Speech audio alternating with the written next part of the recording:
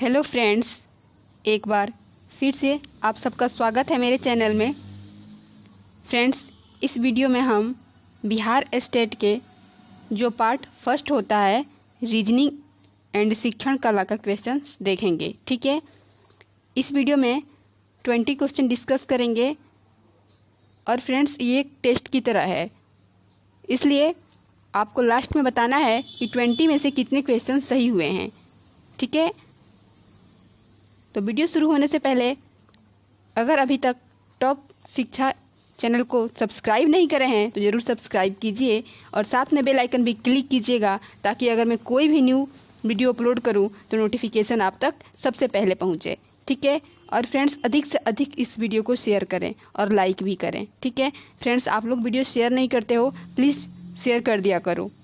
ठीक है, तो चलिए स्टार्ट करते हैं। कमेंट बॉक्स में ज़रूर बताना है कि कितने क्वेश्चन सही हुए हैं आपके 20 में से। तो फर्स्ट क्वेश्चन है, शिक्षा का अधिकार अधिनियम 2009 में अध्यापकों के लिए न्यूनतम कार्य घंटे प्रति सप्ताह वर्णित है। ऑप्शन है आपके, फर्स्ट है 30 घंटे शिक्षण एवं तैयारी के घंटे होंगे, यानी शिक्षण और तैयारी करने के लिए 30 घंटे चाहिए। बी है 40 शिक्षण एवं तैयारी के घंटे। थर्ड ऑप्शन है 45 शिक्षण के घंटे या फिर 45 शिक्षण एवं तैयारी के घंटे। फ्रेंड्स, शिक्षा का अधिकार अधिनियम से क्वेश्चन जरूर पूछा जाएगा, इसलिए बिल्कुल ध्यान से पढ़ लीजिएगा। शिक्षा के अधिकार अधिनियम 2 या 3 क्वेश्चन तो पक्का इससे आएगा ही। तो इसका राइट आंसर आई होप कि आप लोग को पता होगा। इसका राइट आंसर है डी 45 शिक्षण एवं तैयारी के घंटे, यानी एक सप्ताह में 45 घंटे निर्धारित की गई है, जिसमें शिक्षण भी करना है और उसके लिए तैयारी भी करनी है। क्वेश्चन नंबर नेक्स्ट है,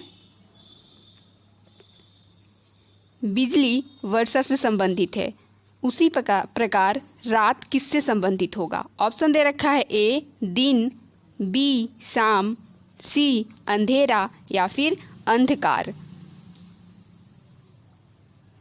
तो यहाँ पर अगर देखें तो बिजली किससे संबंधित है, वर्षा से। तो रात किससे संबंधित होगा, देखिए वर्षा होने से पहले क्या होता है, वर्षा होने से पहले बिजली कड़कती है, यानी बिजली के बाद क्या होता है, वर्षा हो जाता है। उसी तरह रात के बाद क्या होगा, दिन होगा। तो राइट आंसर होगा इसका ए। आई होप कभी तक आपके दोनों क्वेश्चन सही हुए होंगे। देखते हैं next question. Question number third है, संविधान के कौन से संशोधन के तहत संसद द्वारा शिक्षा का अधिकार को व्यक्ति के मूल अधिकार के रूप में सम्मिलित किया गया। ऑप्शन है फर्स्ट 86 संविधान संशोधन अधिनियम 2009, बी है 86 संविधान संशोधन अधिनियम 2002, सी है 86 संविधान संशोधन अधिनियम 2010 या फिर 86 संविधान संशोधन अधिनियम 2011। तो क्या पूछा गया है इसमें, कौन से संविधान संशोधन में शिक्षा का अधिकार अधिनियम को व्यक्ति के मूल अधिकार के रूप में सम्मिलित किया गया है। तो इसका राइट आंसर है सेकंड 86 संविधान संशोधन है 2002। क्वेश्चन नंबर नेक्स्ट है, क्वेश्चन नंबर फोर्थ है, एक व्यक्ति का मुख उत्तर पश्चिम दिशा की ओर है, वह घड़ी की दिशा में 90 डिग्री मुड़ता है, फिर घड़ी की विपरीत दिशा में 180 डिग्री मुड़ता है और फिर दोबारा उसी दिशा में, किस दिशा में, घड़ी के विपरीत दिशा में ही 90 डिग्री मुड़ता है। अब उसका मुख किस दिशा में है। ऑप्शन दे रखा है ए दक्षिण, बी दक्षिण पश्चिम, सी है दक्षिण पूर्व या फिर पश्चिम। तो ये आपका डायरेक्शन का क्वेश्चन है, कैसे करेंगे इसमें, देखिए ये होता है आपका दिशा का फॉर्मूला, ये होता है आपका नॉर्थ, ये हो जाएगा वेस्ट, ये ईस्ट और ये साउथ। तो आपको पता ही है कितना होता है, 90 डिग्री होता है। ठीक है। और ये कितना हो जाएगा आपका, ये हो जाएगा 45, ये भी 45 डिग्री और ये भी 45 डिग्री।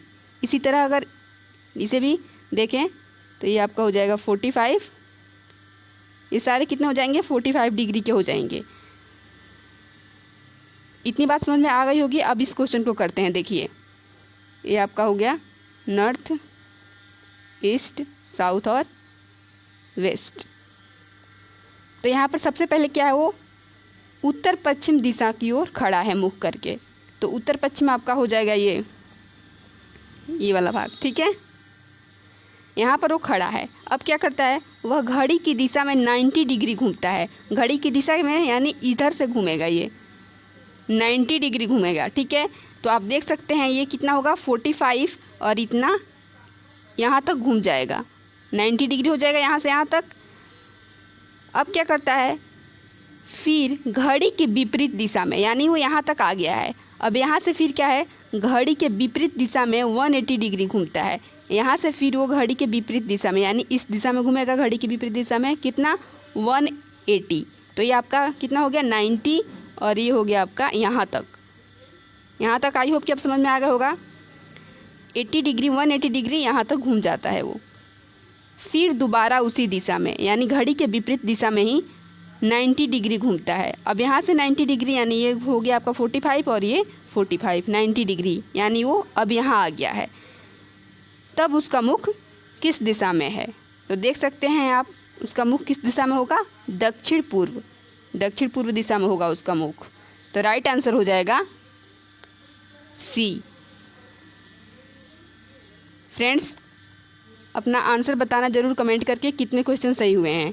क्वेश्चन नंबर नेक्स्ट है, ए तथा बी की वार्षिक आय का अनुपात 4:3 है तथा उनकी वार्षिक व्यय का अनुपात है 3:2। यदि वर्ष के अंत में उनमें से प्रत्येक 6,000 की बचत करे तो ए की वार्षिक आय क्या है। ऑप्शन दे रखा है 2400 रुपये, बी है 3200, सी है 4200 या फिर 3500। तो कैसे करेंगे इस क्वेश्चन को, यहाँ पर ए और बी के वार्षिक आय का अनुपात कितना है 4:3 और व्यय का अनुपात है 3:2। यदि वर्ष के अंत में यानी वार्षिक बचत प्रत्येक 6,000 रुपये करते हैं, यानी ए भी 6,000 रुपये बचाता है और बी भी। तो अगर देखें तो आय में से व्यय को माइनस करते हैं तो क्या मिलता है, बचत मिल जाता है। तो यहाँ पर सेव कितना करेगा वो, यहाँ पर 4 में से अगर 3 माइनस कर दें तो ये कितना बच जाएगा 1, यानी 1 अनुपात में वो बचाता है। कौन, ए। तो क्या कर देंगे इसे, देखिए यहाँ पर बोल रहा है कि ए है वो 6,000 रुपये बचाता है, तो 1 यूनिट को किसके बराबर रख सकते हैं, 6,000 रुपये के।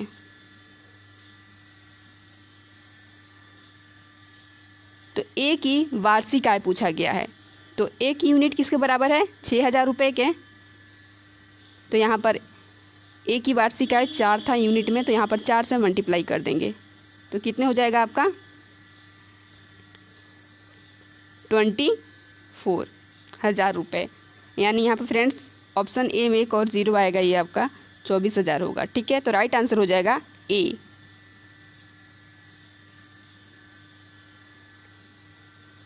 क्वेश्चन नंबर 6 है, समावेशी शिक्षा मानती है कि हमें डैश के अनुरूप बदलना है। ऑप्शन है ए व्यवस्था बच्चे, बी है परिवेश परीक्षा। तो इसमें जो राइट आंसर है वो आपका ए ही है, व्यवस्था और बच्चे के अनुसार समावेशी शिक्षा बोलती है कि बदलना चाहिए, ठीक है। फ्रेंड्स समावेशी शिक्षा बहुत इंपॉर्टेंट है। समावेशी शिक्षा से संबंधित जितने भी क्वेश्चन होते हैं बिल्कुल अच्छे से एक बार पढ़ लेना, ठीक है। देखते हैं नेक्स्ट क्वेश्चन। क्वेश्चन नंबर 7 है। फ्रेंड्स आई होप कि आपके अभी तक क्वेश्चन सही हो रहे होंगे अधिक से अधिक। क्वेश्चन नंबर 7 देख लेते हैं, इनमें से कौन सा बाह्य अभिप्रेरणा का एक उदाहरण है। ऑप्शन दे रखा है ए मैं बहुत अधिक सीखती हूँ जब मैं अपना गृह कार्य करती हूँ,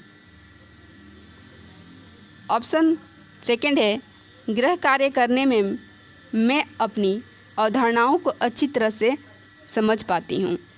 थर्ड है मैं अपना गृह कार्य पूरा करती हूँ क्योंकि शिक्षक प्रत्येक नियत कार्य के लिए हमें अंक देते हैं। या फिर मैं अपना गृह कार्य करना पसंद करती हूँ क्योंकि यह बहुत आनंददायक है। तो यहाँ पर पूछा गया है बाह्य अभिप्रेरणा।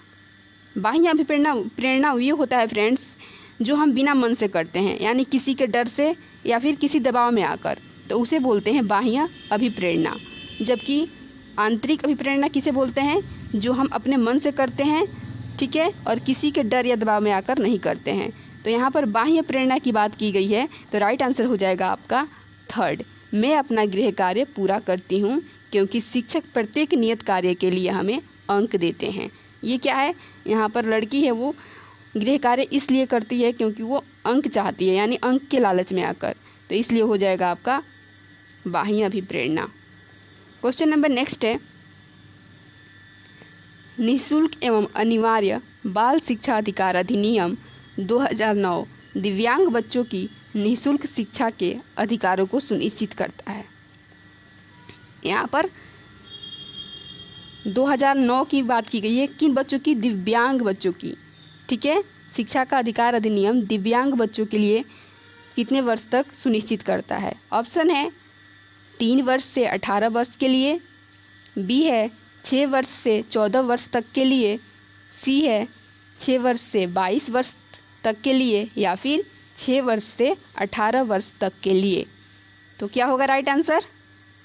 राइट आंसर होगा आपका डी, 6 वर्ष से 18 वर्ष तक के बच्चों के लिए शिक्षा का अधिकार अधिनियम लागू होता है। किन बच्चों पर? दिव्यांग बच्चों पर।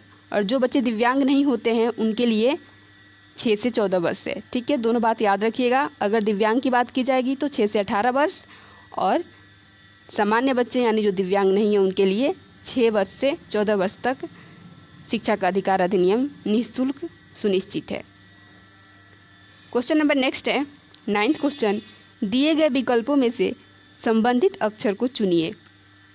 यहाँ पर आपका दे रखा है SKIP और यहाँ पर बनाया गया है उससे RIF और L। तो यहाँ पर आप देख सकते हैं, यहाँ पर देखिए R के बाद क्या आता है? S आता है, और यहाँ पर I के बाद J नहीं है, यानी एक छोड़कर K दे रखा है, और F के बाद GH नहीं है, और फिर I दे रखा है, और L के बाद 3 अक्षर नहीं है, यानी M N और O नहीं है, फिर P दे रखा है। तो यहाँ पर सबसे पहले तो डायरेक्ट R के बाद S दे रखा है, फिर एक छोड़कर फिर 2 और फिर 3। तो इसी तरह हमें बताना है KY और KZ का मान। तो क्या होगा? देखिए सबसे पहले तो Z के बाद क्या आएगा?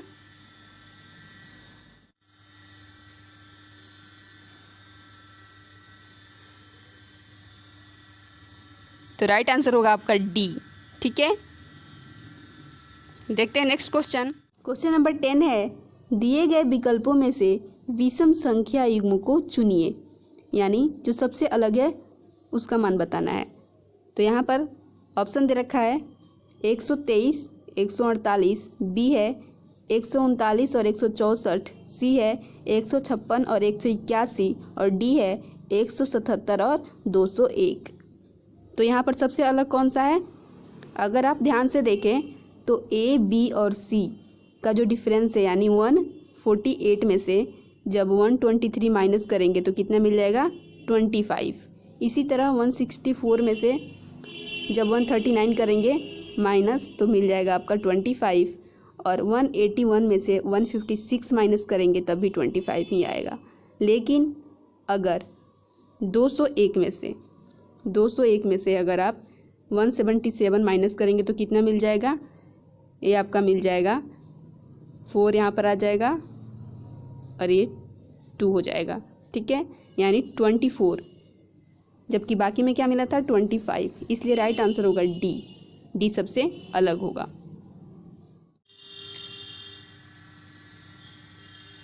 क्वेश्चन नंबर नेक्स्ट है, एक व्यक्ति अपने कार्यालय के लिए उत्तर दिशा की ओर चलता है।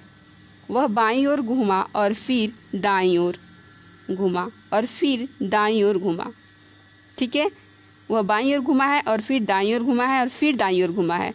तो वह किस दिशा की ओर मुख करके चल रहा है? ऑप्शन दे रखा है, ए पश्चिम, बी उत्तर, सी दक्षिण या फिर पूर्व। तो कैसा करेंगे इसे? ये आपका हो जाएगा नॉर्थ, ये ईस्ट, ये वेस्ट और ये साउथ। सबसे पहले एक व्यक्ति क्या है, कार्यालय के लिए उत्तर दिशा की ओर चलता है, इधर चलेगा। उसके बाद से वह बाईं ओर घूमा और फिर दाईं ओर, यहाँ से वो बाईं ओर घूम जाएगा इधर। ठीक है, उसके बाद से फिर वो क्या है, दाईं ओर घूमता है, यानी इधर घूमेगा वो। दाईं ओर घूमा और फिर दाईं ओर, अब यहाँ से फिर से दाईं ओर घूमेगा तो किधर चल जाएगा, इधर। तो वह किस दिशा की ओर मुख करके चल रहा है? तो इधर चल रहा है वो। ये कौन सी दिशा हो गई? ईस्ट, यानी पूर्व दिशा की ओर मुख करके वो चलेगा। फ्रेंड्स, अगर वीडियो को अभी तक लाइक नहीं करें तो प्लीज़ जल्दी से लाइक करें और अधिक से अधिक इस वीडियो को शेयर करें। ठीक है, क्वेश्चन नंबर 12 है, राष्ट्रीय पाठ्यचर्या की रूपरेखा 2005 में उल्लेखित गणित की लंबी आकृति संकेत करती है।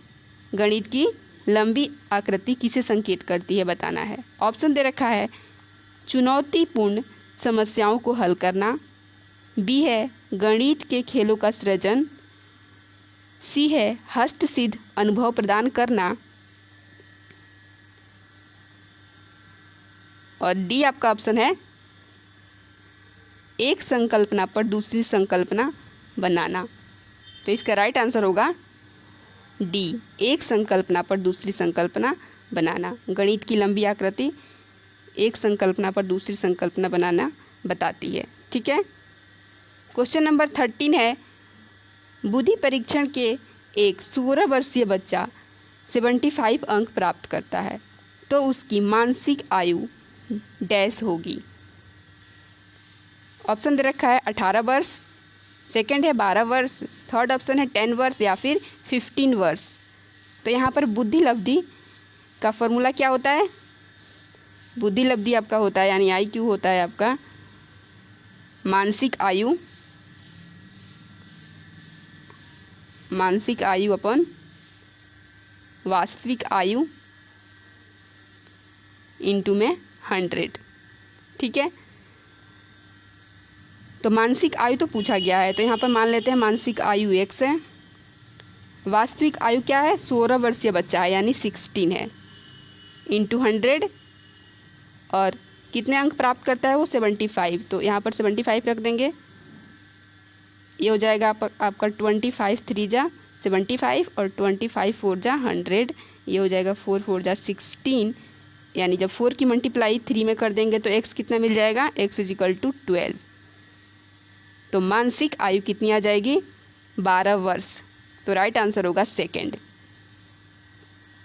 क्वेश्चन नंबर 14 है, निम्नांकित 6 छात्रों के अंक इस प्रकार हैं। 6 छात्र के अंक दे रखे हैं 42, 30, 36, 50, 51 और 23। तो उपरोक्त की माध्यिका होगी। ऑप्शन दे रखा है 50, 39, 3 है 49 या फिर 54। तो यहाँ पर सबसे पहले हम देखेंगे पदों की संख्या क्या है। यहाँ पर सबसे पहले हम देखेंगे पदों की संख्या कितनी है, सम है या फिर विषम। सम के लिए अलग फार्मूला होता है माध्यिका निकालने के लिए और विषम के लिए अलग। तो यहाँ पर 6 छात्रों की बात की गई है, यानी 6 क्या है, एक सम संख्या है। तो सम संख्या में सबसे पहले जो इनके अंक है उसे बढ़ते क्रम में लिखेंगे, यानी सबसे छोटा, फिर उससे बड़ा और फिर उससे बड़ा। तो यहाँ पर सबसे छोटा है आपका 23। ठीक है, 23 के बाद है आपका 30, फिर 36, फिर 42, फिर 51, 50 और फिर आपका आ जाएगा 51। ठीक है, बढ़ते क्रम में लिख लिए हैं। अब हम माध्यिका कैसे निकालेंगे, देखिए यहाँ पर पदों की संख्या सम दे रखी है, तो सम में क्या करते हैं, बीच के जो सबसे बीच में होते हैं उन दो संख्याओं का क्या करते हैं, माध्य निकालते हैं, और जो निकल कर आता है वही उसका माध्यिका होती है। कैसे, देखिए यहाँ पर अगर देखें तो सबसे बीच में कौन से दो संख्या है, 36 और 42। स्टार्टिंग के दो और लास्ट के दो छोड़ दें तो बीच में क्या मिल जा रहा है, 32 और 42। इसका हम माध्य निकालेंगे। तो माध्य कैसे निकालेंगे, इन दोनों का प्लस करके 2 से डिवाइड कर देंगे। तो आपका ये आ जाएगा 6, 2, 8 और 7 हो जाएगा ये, यानी 78 को जब 2 से डिवाइड करेंगे तो कितना मिल जाएगा, ये 2 3 जा 6 और 2 9 जा 18। तो माध्यिका हो जाएगी 39। तो राइट आंसर है आपका सेकंड।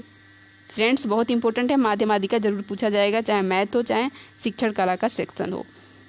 यहाँ पर पदों की संख्या जब विषम दे रखा हो तब क्या होगा, मान लीजिए विषम दे रखा हो यानी 5 दे रखा हो पदों की संख्या, यहाँ से एक संख्या हटा देते हैं, 51 को हटा दे अगर, तो इसे कैसे लिखेंगे, बढ़ते क्रम में आपका आ जाएगा ये 23, 30, 36 और ये आपका हो जाएगा 42 और 50।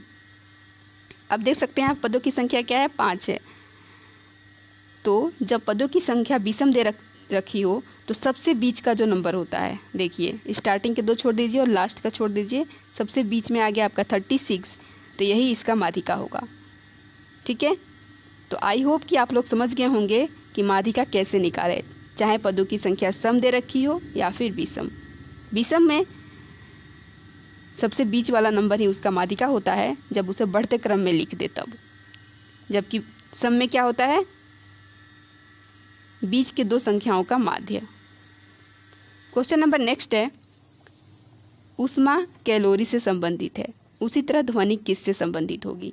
ऑप्शन है ए वाट, बी रिएक्टर, सी जूल या फिर डेसिबल। तो बताइए, ऊष्मा का जो मात्रक होता है वो क्या होता है, कैलोरी होता है, उसी तरह ध्वनि का मात्रक क्या होता है, डेसिबल।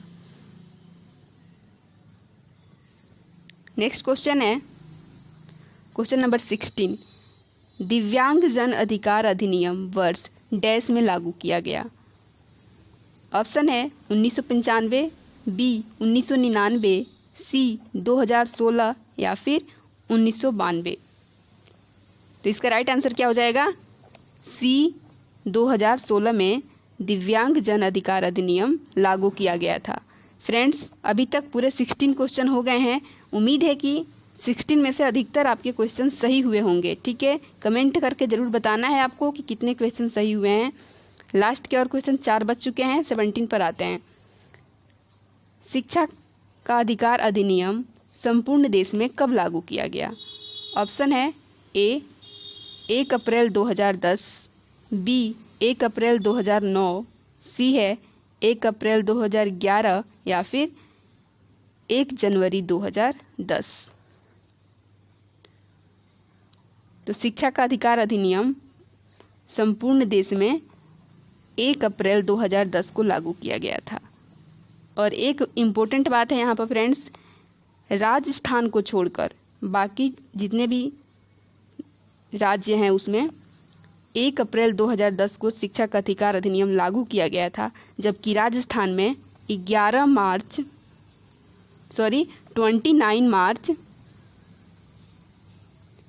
2011।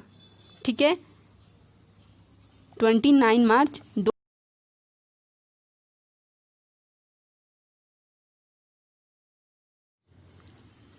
क्वेश्चन नंबर 18 है, दर्पण चित्र परीक्षण किसको मापने हेतु प्रयुक्त होता है। ऑप्शन है ए अधिगम की गति, बी अधिगम अंतरण, सी है सृजनात्मकता या फिर अभिरुचि। तो इसका राइट आंसर होगा ए अधिगम की गति। दर्पण चित्र परीक्षण अधिगम की गति नापने के लिए किया जाता है। क्वेश्चन नंबर 19 है फ्रेंड्स, अगर वीडियो को अभी तक शेयर नहीं करें हैं तो प्लीज़ शेयर कर दें और अधिक से अधिक इस वीडियो को लाइक करें। ठीक है, क्वेश्चन नंबर 19 है, भारत निःशुल्क एवं अनिवार्य शिक्षा अधिकार घोषित करने वाला विश्व का कौन सा देश बन गया है। ऑप्शन है आपका 131, बी है 132, सी है 134 या फिर 135वां। तो भारत 135वां निःशुल्क एवं अनिवार्य शिक्षा अधिकार अधिनियम घोषित करने वाला देश बन गया है। आज का लास्ट क्वेश्चन है, शिक्षा के अधिकार अधिनियम के अनुसार प्राथमिक कक्षाओं में शिक्षक और छात्र का अनुपात कितना होता है? ऑप्शन है 1:35, बी 1:30, सी है 1:40 या फिर 1:45। तो यहाँ पर पूछा गया है आपसे शिक्षक और छात्र का अनुपात, यानी टीचर और स्टूडेंट का अनुपात है वो कितना होना चाहिए प्राथमिक कक्षाओं में। तो राइट आंसर होगा आपका 1:30। ठीक है, जो है आपका ऑप्शन बी। अगर उच्च प्राथमिक कक्षाओं की बात की जाए, यहाँ पर किसकी बात की गई है? प्राथमिक कक्षाओं की।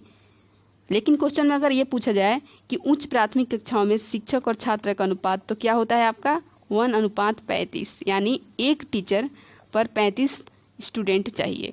ठीक है, तो ये थे फ्रेंड्स आज के हमारे टॉप 20 क्वेश्चंस जो रीजनिंग और शिक्षण कला से संबंधित थे। उम्मीद है कि आप लोग को क्वेश्चन समझ में आया होगा, वीडियो पसंद आई होगी। ठीक है, इसलिए वीडियो को अगर अभी तक भी लाइक नहीं करे हैं तो लाइक करें, चैनल को अगर अभी तक सब्सक्राइब नहीं करे हैं तो ज़रूर सब्सक्राइब करें और साथ में बेल आइकन क्लिक करना बिल्कुल ना भूलें, क्योंकि अगर मैं न्यू वीडियो अपलोड करूं तो नोटिफिकेशन आपको चाहिए। तो ठीक है, और फ्रेंड्स ज़रूर अपना आंसर बताइएगा कि कितने क्वेश्चन 20 में से आपके सही हुए हैं। 20 में से कितने क्वेश्चन आपने सही किए हैं ज़रूर कमेंट करके बताएं। मिलते हैं नेक्स्ट वीडियो में बहुत जल्द। Thanks for watching.